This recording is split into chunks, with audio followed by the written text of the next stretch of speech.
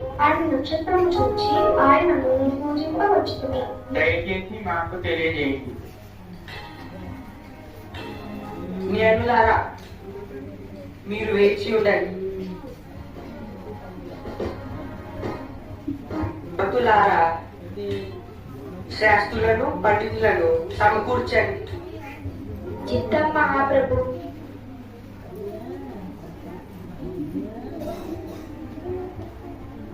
క్రీస్తు ఎక్కడ పుట్టును? గ్రంథాలు పరిశీలించి చెప్తాను ప్రభు. కాస్త సమయం ఇవ్వండి.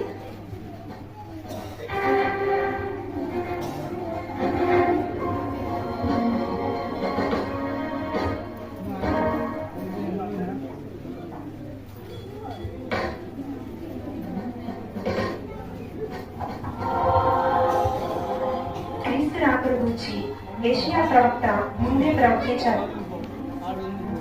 దేవుడు ముందుగానే యెషయా ప్రవక్త ద్వారా హెచ్చరించిన ప్రవచన కాబట్టి ప్రభువు తానే ఒక సూచన మీకు చూపును. ఆలకించుడి. కన్యక గర్భవతి అయి కుమారుని కని అతనికి ఇమానుయేలు అని పేరు పెట్టును.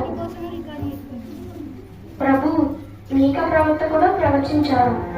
మీకా ప్రవక్త ఏం ప్రవచించారంటే, యూదయ దేశపు బెత్లెహేమా, నీవు యూదా ప్రధానులలో ఎంత మాత్రం అల్పమైన దానువు కావు. ఇశ్రాయేలును నా ప్రజలను పరిపాలించు అధిపతి నీలో నుండి వచ్చును.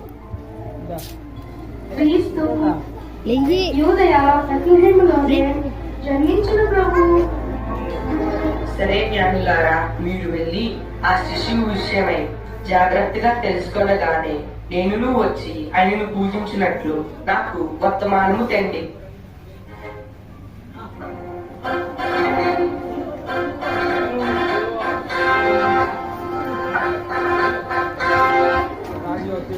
ఏమిటి? యూదుల రాజా హేరోదు మహారాజు నేనిక్కడ ఉండగా మరి ఒక రాజు పూజించుట అసంభవం. ఆ రాజు అంతు చూస్తాడు.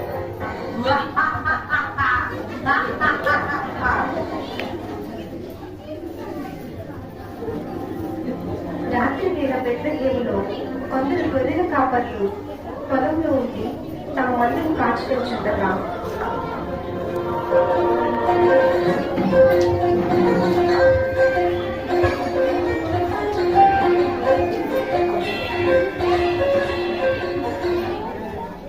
ఈసరి సంతేస్తుందా? ఈసరికి గొర్రెలు ఎక్కారో మరి.